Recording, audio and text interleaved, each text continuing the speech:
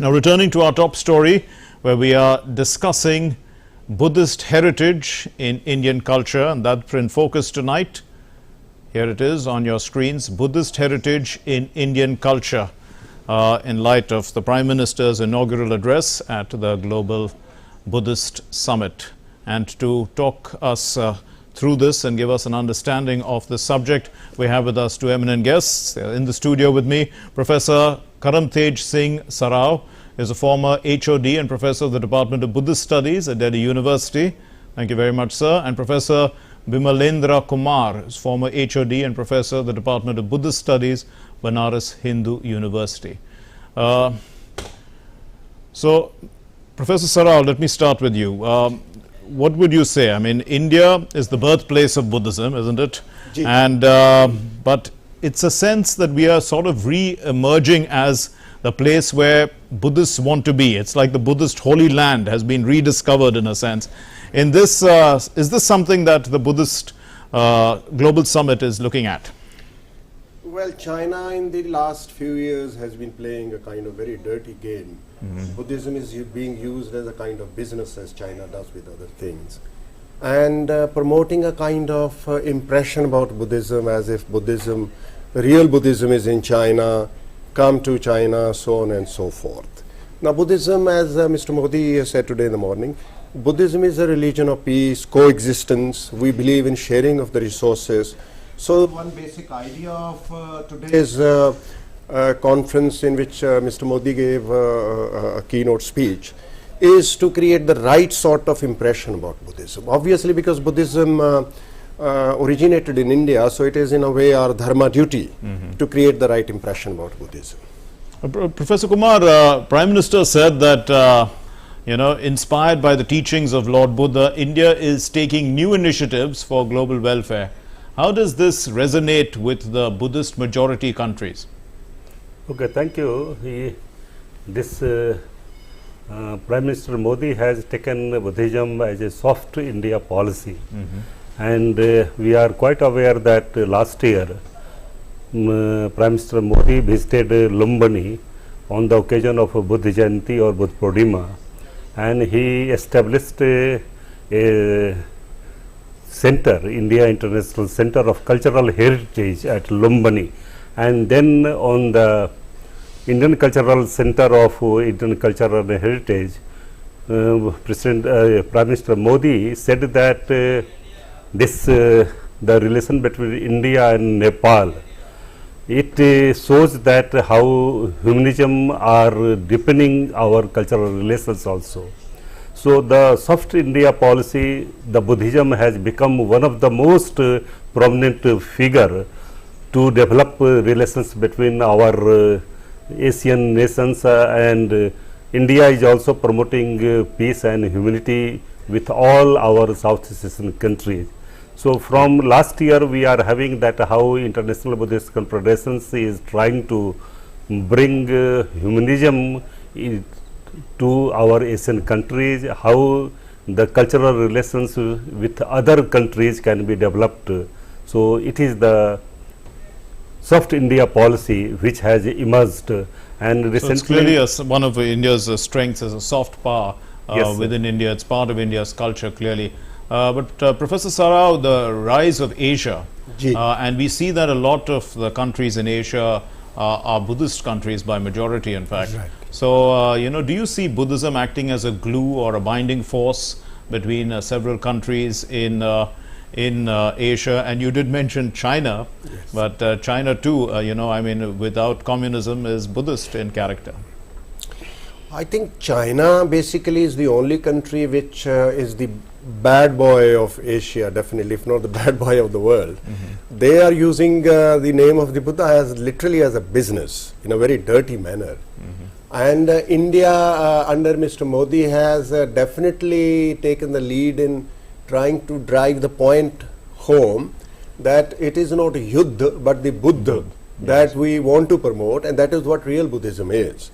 So all these nations in the ASEAN region or East Asia like Japan, Korea, very well understand this, and Mr. Modi's diplomatic policy and especially Mr. Shiv Shankar have been able to successfully establish this. I can say this as a professor of Buddhism. I very frequently travel into all these countries where majority of the people follow Buddhism. Yes. That we have been able to establish this, that it is India who not only is the birthplace of Buddhism, but in every sense of the word, we are exactly trying to do what the Buddha Dharma is supposed to. Indeed. Professor Kumar, you know, Prime Minister said that the current time is actually the most challenging time in the world, isn't it? We are facing war, economic instability, terrorism, religious fanaticism, and also climate change. Species are disappearing, glaciers are melting. And he said that Buddhism provides the solution. You know, both of you are experts on Buddhism. Can you tell us a little bit about how Buddhism can provide the solution to all these problems? Yes, Prime Minister Modi also today in the inaugural function told that this Buddhism is the bond of the nature and the environment, and as well as humanism also. So Buddhism can play, and he has quoted so many verses of Dhammapada also, and he has said that hatred cannot be seized by the hatred, but hatred can be seized by the friendship. And he has also given some of the examples that how peace and prosperity can be, and universal harmony or brotherhood can be achieved. And we have seen that India has also some of the challenges with nature and environment also, and we are also seeing that how other nations are facing economic challenges, as well as the glacier points which are going down. So Buddhism can play, if you follow the ideals of the teachings of the Buddha, and how philosophical teachings have been explained in Madhyamakarika of Acharya Nagarjuna and other texts also. If you follow and we can apply the teachings of the Buddha in our day-to-day life, we can bring prosperity and we can face the challenges what other nations and as well as India is facing. Indeed. Professor Sarao, if we go a little deeper into this subject, now you're at the Buddhist, Global Buddhist Summit, and we can see that, well, Buddhism is the core values are of non-violence, living in harmony with nature, there's no greed, and these kind of issues. But, you know, in an economic society, these are sort of things that don't go, isn't it? They are against the very nature of what the world is looking at. How in that way then are we going to try and make this a policy for people to follow? Because obviously, I mean, though, if one follows it, then you're definitely going to reverse many of the problems that the world faces. Apart from the lot of general things that we talk about Buddhism, I think Sanatan Dharma, Hinduism, Jainism, other religions also talk about it. But two very important things that the Buddha talks about, which I as a teacher or professor of Buddhism am impressed with, in the Aganya Sutta, one, the Buddha says, till equal access to the resources of the society is available to all the citizens, it is impossible to talk about peace. The Buddha literally says that, and some people even call him the first communist of the world. You can call him communist if you like, but Buddha was the first person to talk like this. You can't have peace without equal access to resources available to everybody. Two, he said, why this can't happen, why people take more than they need, you need to sort of change their mind, sensitization. So the Buddha talks about sensitization of the people. We do a lot of wrong things, we take more than we need because we are not sensitive enough. So there is a need of sensitization. So the new education policy that Mr. Modi's government has introduced, a very serious effort is being made in terms of sensitization of the young minds, future citizens of the country. And also access towards resources. I am a big fan of Mr. Modi. Mr. Modi's government, I think in the last about 9-10 years, has been also moving in that direction. So, so Buddha was a kind of dharma teacher whose teachings are very valid in today's world. True, indeed. And if there are some who would say, Mr. Professor Kumar, that Buddhism is you know, it's not a religion in that context of the word, where you worship anyone or there is a god involved. So it's non-theistic in that sense. But you know, I mean, we have what the pilgrimage sites in India. The heritage is in India. In this context, I mean, is it enough to draw people back to India to come and participate and visit, you know, all these heritage sites within India, the relics and all that? I'm asking you that, Professor Kumar. Even I will Yes, like to thank say you very much. Buddhism does not believe in Almighty God, and Buddhism also does not believe in the concept of creator. All things are dependent on some cause and conditions. There is no self-independent entity. Yes. Whatever the things which are coming in our day-to-day life, it comes into our day-to-day life dependent on some cause and conditions, hetu and the pratyaya. And this is being governed by the law of dependent originations. In another way, it can be interpreted by the theory of interdependence. And theory of interdependence has been discussed by the Buddha in all various suttas, as well as in the works of Acharya Nagarjuna, Dinag, Dharmakirti also. And Acharya Nagarjuna also says that there are 4 aspects of theory of interdependence, that there is a mutual dependence, coexistence, co-enjoyment and co-relations. So these are the 4 aspects. The main aspects is the how parspar ashrayata, how the things are interdependent with each others. And we are quite aware that man, nature and environment, these are the 3 things, how the man is related with the nature and how nature is also related with the environment.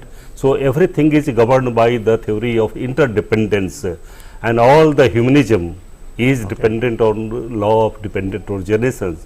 So whatever these heritage sites, these are the 4 major sites, and Buddha also says that those who visits these 4 sites, they get a state of eternal bliss also. And in Mahaparinibbana Sutta, the detailed discussions of Atta Mahatani, there are 8 sacred places which can be visited by a person for getting a state of eternal bliss.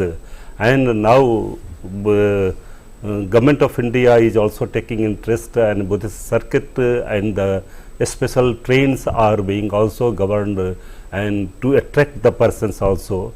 And whatever the Bodh Gaya, Lumbini and others, even Kushinagar is going to become an international airport to attract the persons from the Southeast Asian countries and other countries also. Absolutely. So that there will be a cultural bond with the Southeast Asian countries people also. So in that way, Government of India is promoting our peace as well as this tourism also. That's quite fascinating. Yes. Professor Sarao, you wanted to come in on this subject as well. From the point of view of, well, the dependent origination, then, well, I mean, the whole concept of nirvana, how would you, if visiting these sites is a step in that direction, do you have to have a mental state to visit them? Very good question. Actually, you see, our colonial masters came with an agenda.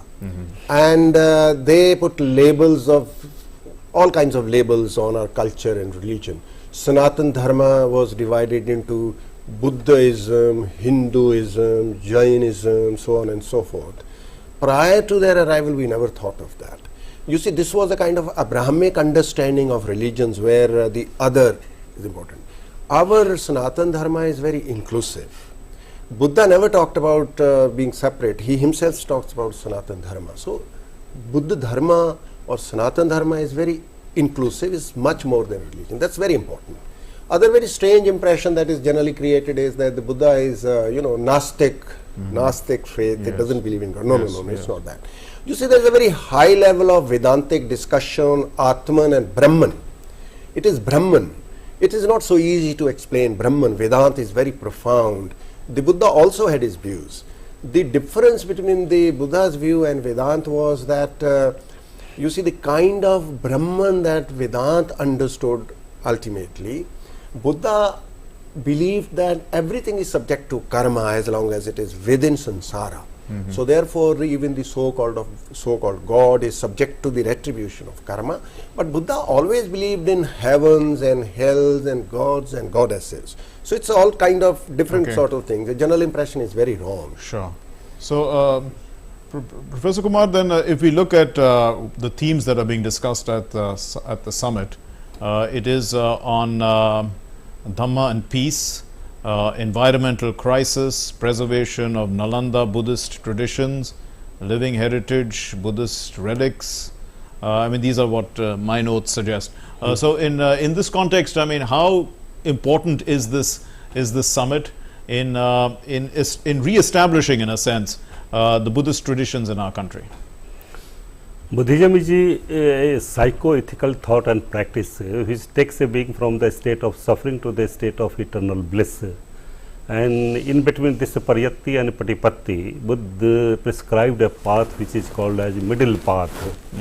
And this middle path is the eightfold path which takes a being from the state of suffering to the state of eternal bliss. So, subject which are most relevant today, which has been discussed in our two academic sessions, except the inaugural session. So, the main theme was environmental ethics, that how the things are causally related, how the nature and the man is causally related with each other, how we can apply the animals and the plants in our day-to-day life, how we can bring the peace and prosperity after looking after our other animals and the plants also, how we can conserve our plants as well as how we can increase the number of the animals also. We are decreasing numbers of lions and tigers also in India.